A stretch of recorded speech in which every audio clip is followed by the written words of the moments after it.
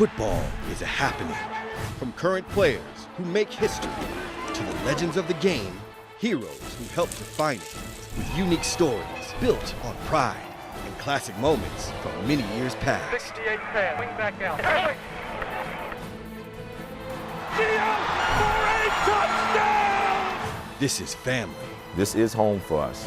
This is life. I gotta follow my dreams. I gotta chase them. This is their story. It is a massive tornado making its way in through the Tuscaloosa area. I would say thank you from the bottom of my heart. I think I feel at home. The moment that you figure out this game has nothing to do with skill and it's about will, nobody beats you. It's Haviline's Football Saturdays. Coming up, Wes Durham gets together with Atlanta Falcons quarterback Matt Ryan, who talks about his MVP season.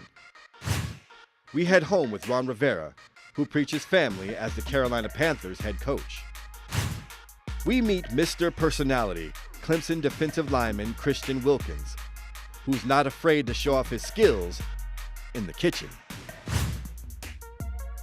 And Rory Coleman, who earned a Purple Heart in Afghanistan, but is now back home wearing a different uniform. Hi, I'm Tim Brando. Welcome to Show 4 of Haviline's Football Saturdays from Raycom Sports. Let's begin in Atlanta, where we find Matt Ryan. The 2016 season was the best of his career, an effort that saw him lead the NFL in nearly every passing category on his way to becoming the league's most valuable player. While the Patriots' dramatic Super Bowl comeback left the Falcons just short of their first ever championship, Ryan remains confident that he will lead Atlanta to the promised land. Our Wes Durham sat down with the MVP this summer and discovered that Matty Ice is no stranger to overcoming adversity.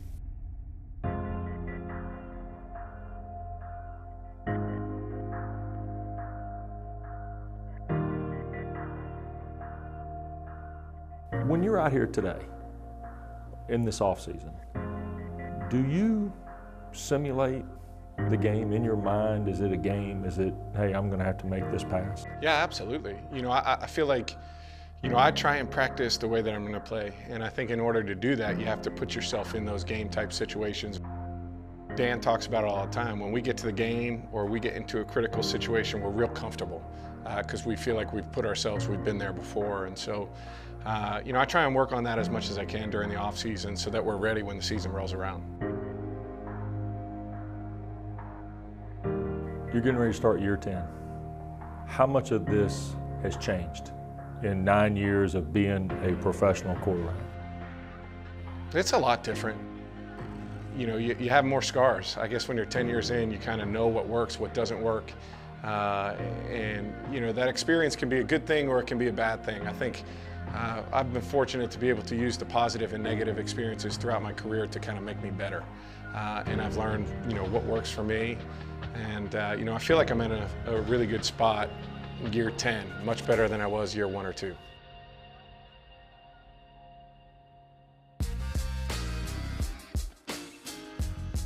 Even when it's the Super Bowl, even when it's the biggest games, is it sometimes just like being on the practice field at Penn Charter again? For sure. I think back to like how many throws that, you've had in the course of your life that you practiced from. One of the throws in the Super Bowl, I threw a touchdown to Austin Hooper in the back of the end zone. And it reminds me of in our front yard at my parents' at our house growing up. And those throws all the time remind me of like, man, I worked on that with my brother Mott's like out in our driveway 25 years ago. And it's amazing to see how far we've come. All right, so when you go to college, do you have that competitive expectation about going in there? What did you think your impact would be early? What were your expectations? Yeah, I thought early, I needed some time to develop. Coming from the high school that I came from, we didn't throw the ball very much. My whole motivation, my first, 2 years in college was to just get on the field. So once you get to kind of at your sophomore season, in that area, you're kind of battling for the job. I mean, are you starting to kind of develop who we see today? I think so. I think that time for me was really good. I think, for a lot of athletes, especially professional athletes, most of your life, you've always been one of the best players on your team.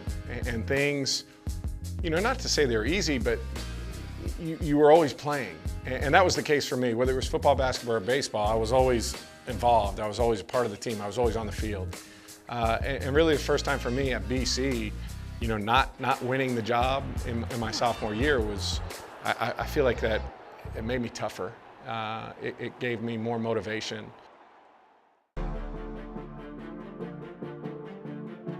Looking down the middle to the end zone. Touchdown, Boston College. What a throw by Matt Ryan. All right, so you go through this quarterback battle, literally with Quentin Porter to go through that job.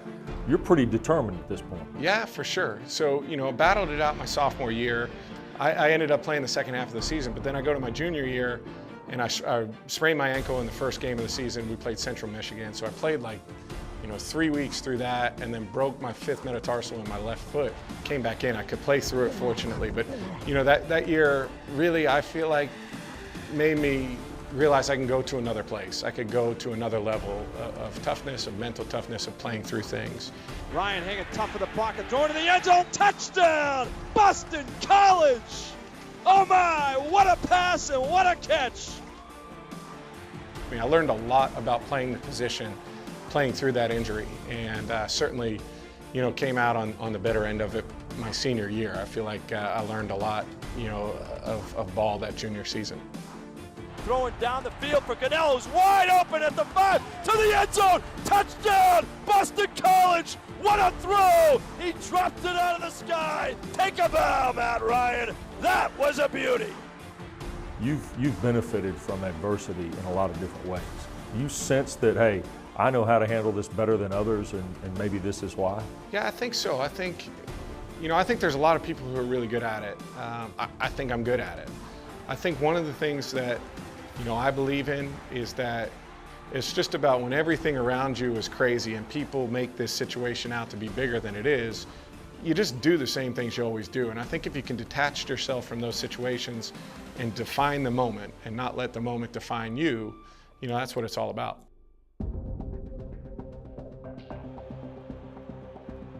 For all the things that have happened as a pro, where does the win in Blacksburg rank in Matt Ryan's world?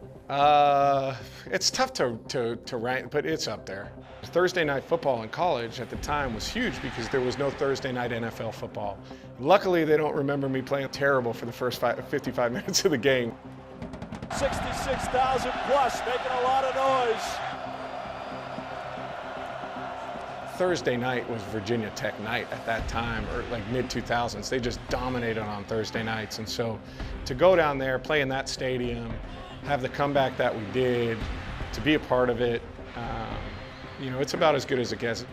Throw into the end zone for Callender. Touchdown! Andre Callender's got it! Touchdown! Boston College! Unbelievable! Boston College, they have beaten the Virginia Tech Hokies. For sure, one of my best memories of playing sports, and definitely, one of my favorite memories from college.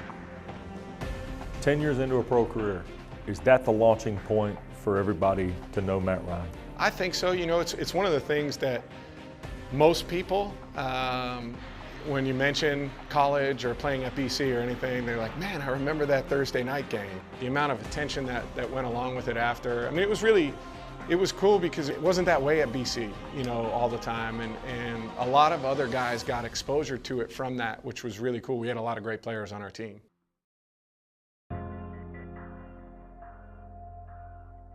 Hey, we got to finish now. Finish tomorrow, right? Finish strong. That's important for us this whole offseason, man. Let's finish what we do. Finish on 3. 1, 2, 3. Finish! When you make the move to the league, does the college experience and all the things that have happened for you personally help you professionally? 100%. I think, the experiences, the lessons that I learned in college are very much applicable to, what you go through in the NFL. It's about working really hard and bringing the guys around you further than you think you can go.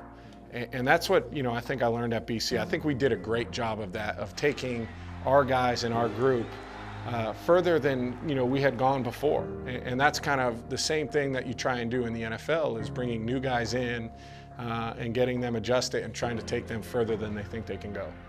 Is the mental, physical disappointment, Matt, is that kind of what is the energy now, year after year, to keep getting better, to do something, to get better, to take that next step? For sure. You know, I think you learn the most from, you know, from your defeats. You learn the most from your shortcomings. And that's what we try and, you know, focus on all the time, is writing the course. I mean, we had a tough loss at the end of last year, and the season did not end the way that we wanted it to. You know, but that's another carrot for us in front of us that we got to go chase.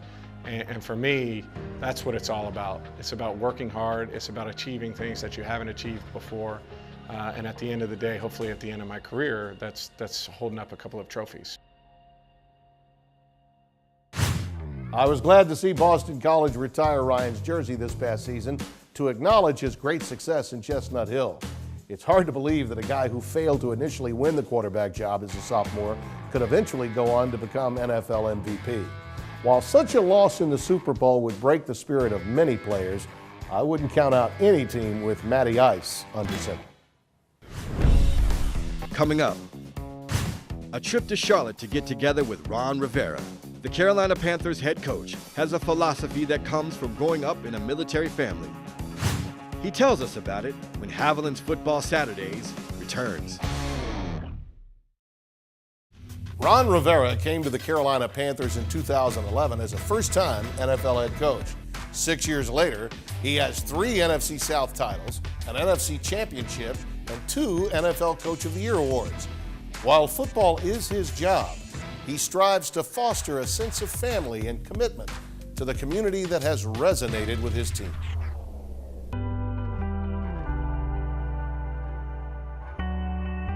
I think the players see that whenever we're all around together, that family is really important, and he wants them to have that same relationship with their family. The culture that he breeds, it's so fantastic. You just enjoy being at work. It is a family. He respects us as men, and that goes a long way for when we're out in the football field. He's a great coach, he's a great player, but I think even better, I think he's a good person. You know, we build that chemistry, that camaraderie that you need to go out and play well as a group, and that's something that, you know, it really starts at the top with Coach Rivera. Family for a young Ron Rivera was on Army bases around the world. His father was a career military man, 32 years in places like Heidelberg, Germany, and Panama, before settling at Fort Ord in California. And each one of those moves, the thing that was our entryway into the community was sports, whether it be football, basketball, or baseball. And that's how you assimilated to the community.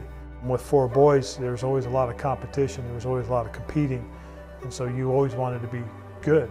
And what I've said this before, my first teammates, best teammates, were my brothers.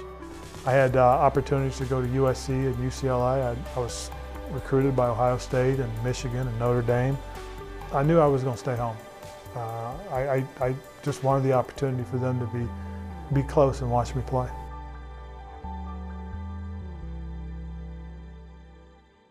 And so it was off to Cal, where Rivera became an All-American linebacker. But memories of his college days aren't confined to what he accomplished on the field. Probably the greatest thing that happened was I met my wife there. You know, Stephanie was an undergrad as well. Probably the thing that made it stick more so than anything else was she had no idea who I was. And so it just made me chase her even harder. You know, after going out for a couple times, we just, you know, we hit it off. It was really obvious from the get-go. And so we started dating in August, and by Christmas we were engaged. He starts playing, and I'm like, wow, he's good. You know, I had no clue. Better than good, ending his career at Cal as their all-time sacks leader. While the Bears struggled during his time there, Rivera did witness one of the most famous plays in college football history, with Cal trailing Stanford by 1 with 4 seconds left. With Joe Cap, it was never over. I know, you know, Richard Rodgers got into the huddle, told the guys, hey, you know, just keep the ball alive, you know, just keep the ball alive. I was a special teams captain at the time. I like to tell people it was my first coaching job. You know, I went into a huddle and I told my teammates it's not over. I'm running to the end zone and through the band myself trying to get to Kevin, and then we heard the cannon go off and we knew that we had won. And Joe Starkey's, call of the game, you hear them talk about the band's on the field, and who they were. They're down to the 20. Oh, the band is out on the field. He's going to go into the end zone. He's going into the end zone. It ain't over till it's over. Coach Cap came up with this little, the bear will not quit, the bear will not die. And that's pretty much what came out of it.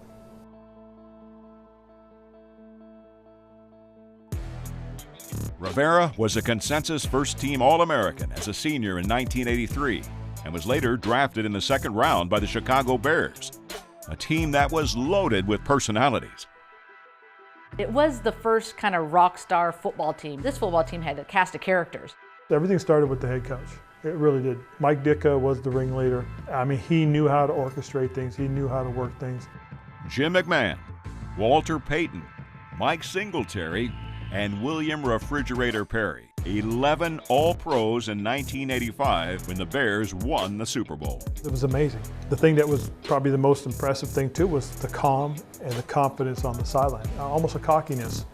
And when the game was over, they hoisted Coach Dick up, they hoisted Buddy Ryan, and we walked off the field and into the locker room. It was amazing to watch, how the guys just celebrated.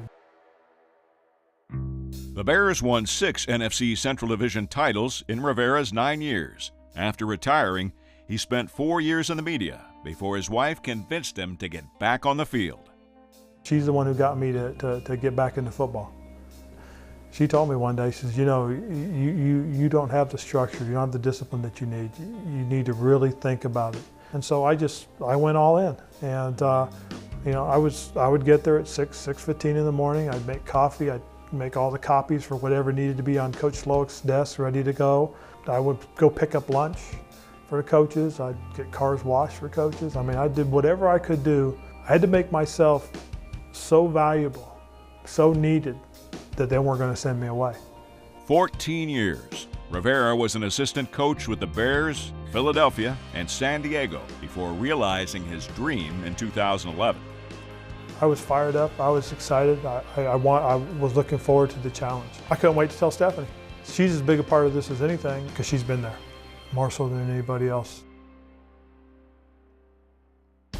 It was a challenging start for Rivera as the Panthers struggled in their first 2 seasons.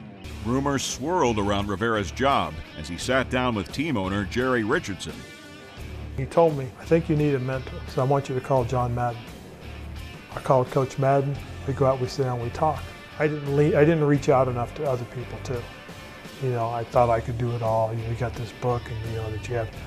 That was one of the lessons I learned from Coach Madden too. Is there is no book, there is no guiding book that's going to tell you exactly how to do things.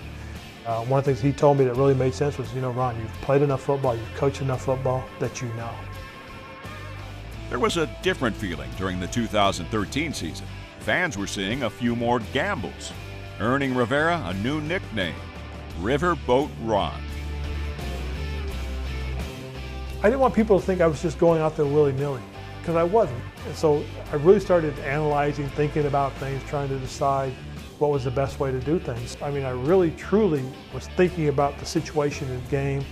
I was going on my gut like Coach Madden had suggested a couple of times. And what I realized, it made me realize that by doing certain things, making certain decisions, I was telling the players, hey man, I believe in you guys, I trust you guys, I know you're gonna get this done, I know you can do it. The Panthers won the NFC South the next 2 years and looked to be primed for a run to the Super Bowl in 2015. But the Riveras had to deal with 2 personal tragedies before the season even started. Their house was heavily damaged by a fire in January. No one was injured, but they were forced to move out of the house for 7 months. Then, Rivera's older brother, Mickey, died from pancreatic cancer. From the time Mickey called me to tell me he had cancer to the time he passed, I was learning from Mickey. Mickey never complained. Mickey never woes me type of deal. Being his older brother, he looked up to him. And just to watch him deal with the illness, he was always really strong. And so that was important for Ron to see. It's not an easy situation to deal with, but I think that when we saw him have strength and deal with it the way he did, it also made us stronger as a unit and as a family, as a team. One of the things that still sticks with me was, the last time I saw Mickey, and he was upbeat. He was positive. I was headed back here for training camp, and Mickey, he just told me, hey, good luck, Ron. I know you guys can win it this year.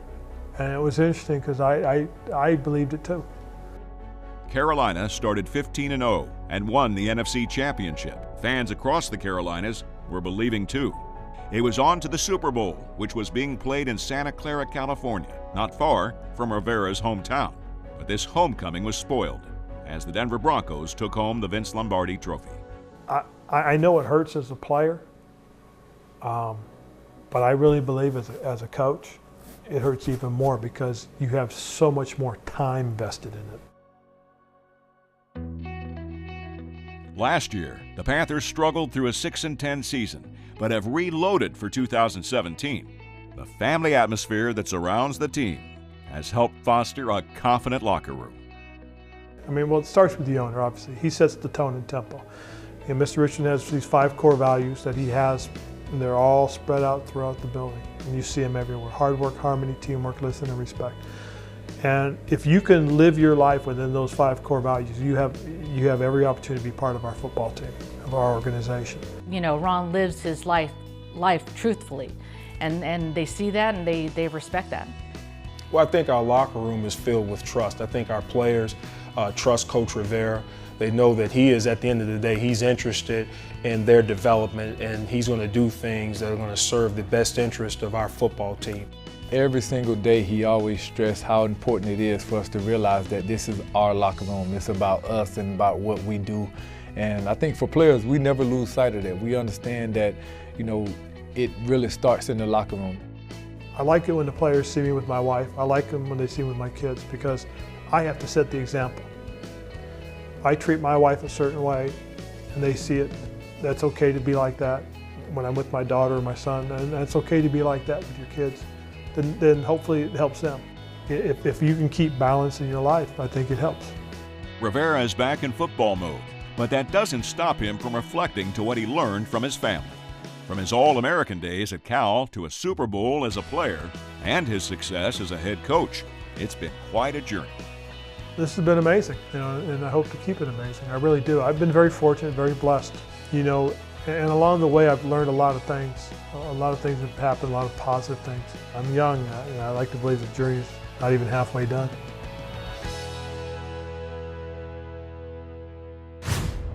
Ron Rivera, one of the nice guys in coaching. Let me tell you, the NFC South is no easy out.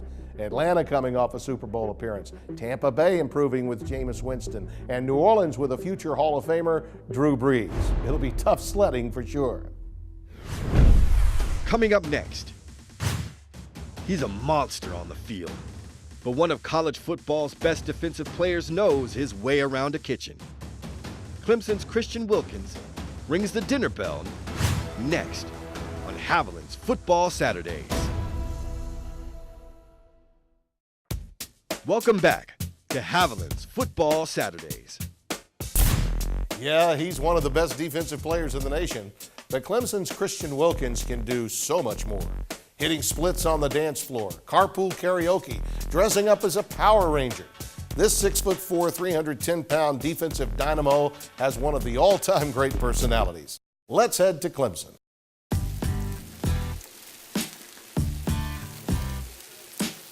I've been cooking probably since I was 8. Started off 7, 8, probably started off cooking eggs in the microwave and then just slowly graduated. Just always watched my mom or my brother cook, and I found a little love for it. I come from a big family too, so I only know how to feed a lot of people. So. Who say you get a piece of chicken? I'm taste testing. Who say you can get a piece of chicken? Is it good? Tell them what it is. Taste testing. It's good, dude. Get you some. You're supposed to wait. You ain't getting no sides there. That's all you eat. You get one wing. I come over here every now and then, but Christian is kind of the best on the team of getting everyone to get together. We have defensive linemen in there hanging out with receivers. Quarterbacks are coming over just to kind of build team unity, and Christian's a real good guy, so he has us all over and cooks for us. The chicken wings looked really good earlier, so I'm looking forward to the chicken wings for sure. I'm just keeping it simple today, just grilled barbecue chicken, We got burgers and dogs gonna be going all day for whoever else comes by. Then I got baked mac and cheese, you know, some corn on the cob, some beans and stuff on the side. But when I have my own cooking show one day, I'm gonna invite them on. All the other coaches too, you know, let them come try it and tell the world how good my stuff is. So, yeah, one day. Cooking with C. Wilk, I don't know, something corny like that. Single file line, y'all come on. Go ahead. I guess I'm in the front. Hey, Bean, hey, wait, let me let y'all know. Hey, listen up. We got burgers, dogs, we got some chicken, one piece. Nah, don't get greedy, Dex, one piece. Nah, kid. Just like mamas. I don't know what I'm better at, on the field or in the kitchen. I definitely think I'm first team all ACC though, cooking. All ACC chef, that's what it is. First team, first and second team. I'm just a big, happy people pleaser. I just love building relationships with people. I like to have a lot of fun. We're giving free hugs. You know, it's finals week. You know, people down, people stressed. You know, making them feel good. Free hugs. Hugs on three. Hugs on three. Ready? 4 a.m. Studying hard. Give them a hug. Hey, give them a sucker. As stressful as college football can be and as serious as it can be at sometimes, I like to just lighten the mood, keep everything cool. So actually, one of my classmates, she needed help with a video. It's like a creative class or something like that, and so she wanted to do the Clemson karaoke thing and asked me if I was doing it. I was like, yeah, sure, I'd love to help you out, love to do it for you. And so they had me singing Miley Cyrus, you know, Party in the USA. That's actually a really good song, I love that song. But yeah, just stuff like that, I love doing that. And you know, the donuts, I mean, wish they didn't catch me on camera eating that many donuts. But hey, we were celebrating, we won the division, so I had to enjoy a little bit of that. And just things like that in the locker room, like after we win games and dancing, you know, I love that part of it. It's too many of them. Let's do it, guys. Yeah, it's Morphin time. What's that? So I'm a big time Power Ranger fan. And when I got here, it was just like a defensive line thing, like all the D tackles. I was like, hey guys, what you guys think about calling ourselves the Power Rangers? At first they were like, whatever. And then like they started opening it up to it more, and like now before every practice, like our handshake, we all do a handshake and then we morph and do like the, you know, like we all say it's morphin' time, and then we call out our color and our animal and stuff like that. I really enjoy it, and you know, it just makes everything happier, makes everything better really for the team. All in on three, 1, 2, 3, all in. Let's go. So when I have that chance to have fun and the opportunity to do what it is that I love to do, and actually, you know, put on pads and run around and, you know, be with my teammates and my brothers, you know, I really try to have fun in that moment. Here comes the pressure. Down he goes again. Sacked back at the 15. Gonna get sacked. Down he goes. He's wrapped up immediately by Christian Wilkins. His athleticism, his flexibility, his quickness, and just his drive make him very special. Wilkins going to take it right side as a first down, across to the 50-yard line and into NC State territory. He's high on life and just an infectious, upbeat, ultra positive, never have a bad day personality. You know, they say this, you know, college is supposed to be the best time of your life, so I'm really trying to do all I can to really just enjoy it and have as much fun as possible. So obviously, like, you know, we're doing great things on the football field, which is great. You know, I'm doing well in the classroom. I'm involved around campus and everything, so I'm really just trying to do as much as I can, really just make sure I enjoy this moment and won't forget it for the rest of my life. My first year, I was just kind of like, all right, I know the play. That's all I really need to know. Like, kind of like, that's the only thing I focused on was like, okay, I know the play, I know what I got to do on this. You know, I got to know what the job is that I got to do. And then really, like, moving outside, you have to be aware of so much more. Going to keep it himself and get tackled for a loss behind the 30. Christian Wilkins got there. It's the things that you don't see that makes him great. He plays as a freshman at D tackle and then ends up making All-American at defensive end. That's really all you need to know. But get tackled for a loss by Christian Wilkins. Once you see that you could do something, you know, then you build more confidence. I mean, yeah, my confidence grew definitely as the year went on. Not to say I didn't have any, you know, to begin with, but you know, just get more comfortable, things like that. First game, going out there at the end, you know, I probably wasn't as comfortable per se, but I was confident, definitely. There's nothing like winning a national championship. I can't even explain the overall feeling I had, you know, on the field. All the hard work you put in your whole life, since the time you're playing little kid football at 8 years old. You know, you see all these teams winning it. You're seeing, all these great players before you that have helped their team get to a national championship, and you're just like, that's just something I want to achieve. And to be able to reach that, there's really nothing, there was no other feeling like it, and it's something I'll cherish forever. Coming up on Haviline's Football Saturdays, Rory Coleman served overseas as a medic for the U.S. Army, but now wears a different uniform.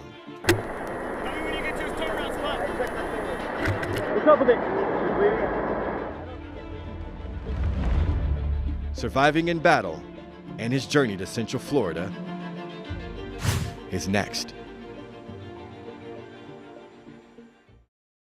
Welcome back to Haviline's Football Saturdays. Rory Coleman is a veteran of the United States Army and a recipient of the Purple Heart for his sacrifices while in Afghanistan. The former medic still suffers from wounds from a grenade explosion, but his journey has now brought him to Orlando, where the senior is an inspiration for the entire UCF football program.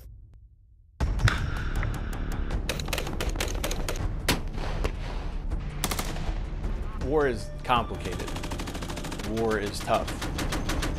War is raw emotion, Run, whether it be pure adrenaline or utter despair. Get down, go, there. War is complicated.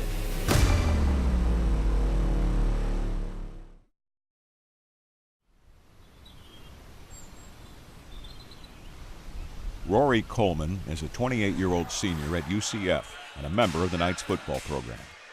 Coleman's journey, pain, and sacrifice to the football field is unlike most other college athletes today.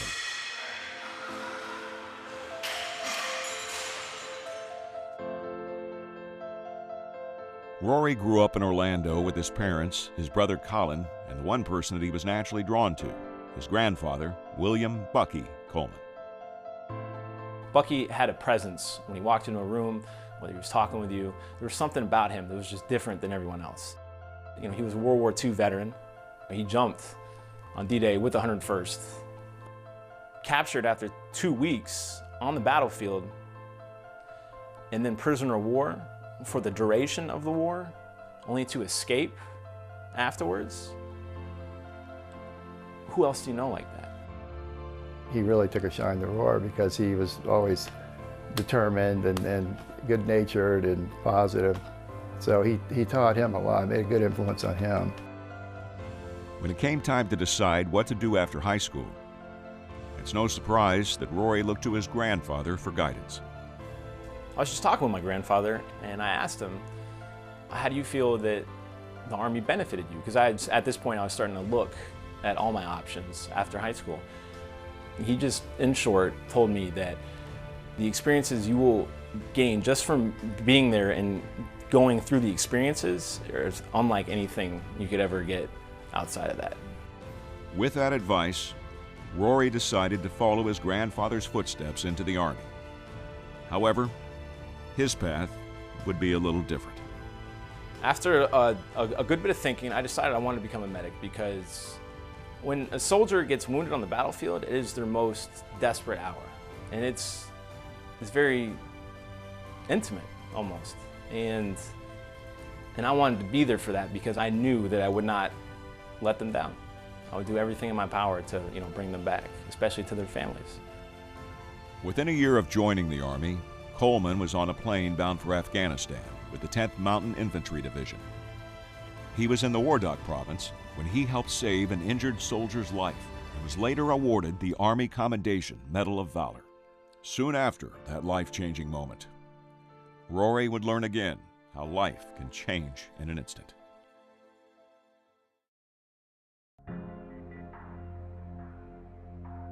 So we were jointly stationed with some special operators from the Czech Republic, and they had been running into some serious contact and they asked for assistance. So we got out there and sure enough, stuff started to pop off. We immediately pursue what was thought to be about 4 or 5 insurgents, and we had been fighting from a little street to street. And and pushing him back.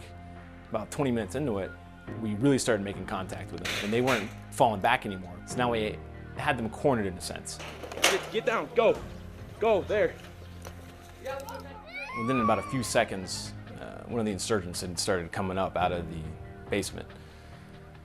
And he had dropped the grenade next to him, or placed it, whatever it may be, but he definitely knew he was going out. And as I started to, really come up on top of him, I was looking through my sight, and then immediately just wiped. Split second after that, I was being jettisoned back, and all I could see was this dust and dirt flying everywhere in the air, and land smack on my face. And I just kind of roll over, and then kind of sit up a little bit, and just see just blood pouring down. Cold blood. It was about that time, whoa, wait a minute, hold on. You know what I mean? You just start running through all kinds of things in your head, okay, all right, I'm here, I'm alive. What's happening? You're just kind of trying to figure it out. And it became almost frantic. And I was like, all right, well, I couldn't have been hit. That's not, I'm not in a blast. It's fine, I'll just get up, this is fine. I just got knocked back. And I just go to bend my knees. I can't do that. I look down, and within the few seconds that I've been trying to get up, my pants have just soaked with blood. And that's when it kind of hit me. You might be in some trouble. You're just hit by a grenade. What's up with it? And on top of that, I'm looking around, and there are other people laying on the ground. Other people that were hit by the grenade. I can't get to them. I can't perform my duties. And that's when the real gut feeling kind of hit in. The grenade caused multiple injuries to both arms and legs, his small intestine, and a fracture of the skull. Rory was flown to Germany and put into a medically induced coma for 9 days, so doctors could perform life-saving surgeries. For Rory's family, the nightmare was just starting. His mom was hysterical. So I said, all right, I gotta maintain here. I can't get hysterical. Let's just find out what's going on. We're on the phone with the Army. We finally got him in Germany, and we kept getting these conflicting things. Every time we called to get something else was wrong with him, something else was wrong with him. It progressively, worse injuries. Well, what's going on with my son? I really need to know. Finally, the guy says, you know what? We're loading you out, we're flying you out, see your boy. So we flew out to Germany in Lamstol Air Force Base. We go in the hospital, and there he is. I was relieved, even though he's all hooked up with all these crazy things. There he is, he's alive.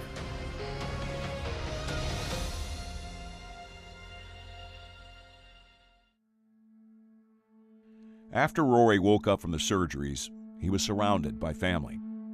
Once he was in stable condition, the Army flew them to Brooke Army Medical Center in Texas, where Rory would begin his journey to recovery. The recovery process was long. Even after I decided to return to active duty instead of taking the medical discharge, it had taken a while. And a big part of me, not accepting that medical discharge was I wanted to remain with my guys, remain with my unit until the completion of my enlistment. While recovering, Rory attended Tallahassee Community College, where he worked on achieving his dream of playing college football. He set his sights on UCF, and the time came in March 2016, open tryouts. Watching those tryouts, Rory was one of the guys that stood out from an athletic standpoint. You could tell right away his work ethic and his intensity and his desire. But once we heard his story and where he had come from and what he'd been through, we knew that the other things that he would bring to a team from a character standpoint, from a leadership standpoint. It all kind of culminated. I know that I had a lot more work to do, but the fact that I had gotten that foot in the door and I did what I set out to do was nothing like it. It was euphoric.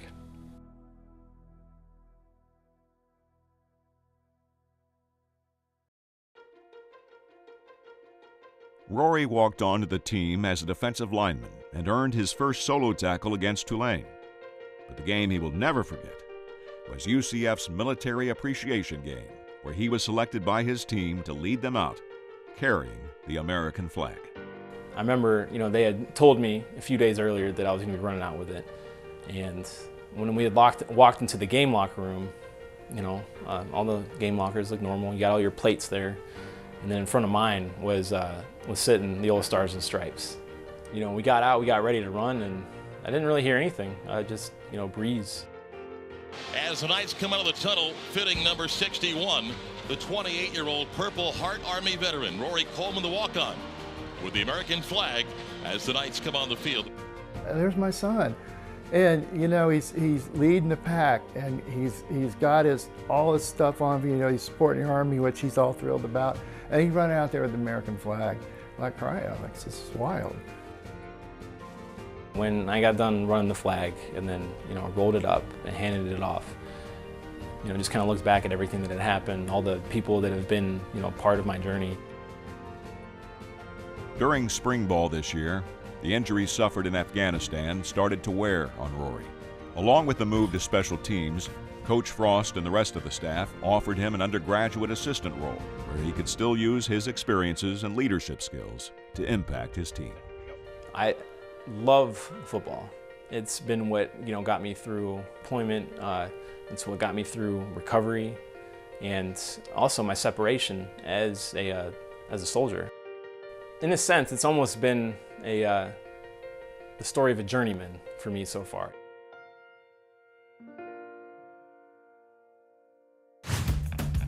Emmy Award-winning Haviline's Football Saturdays returns after these messages. To check out exclusive videos from this show and past stories from our series, go to footballsaturdays.com. For our entire Raycom sports staff, I'm Tim Brando. So long, everybody.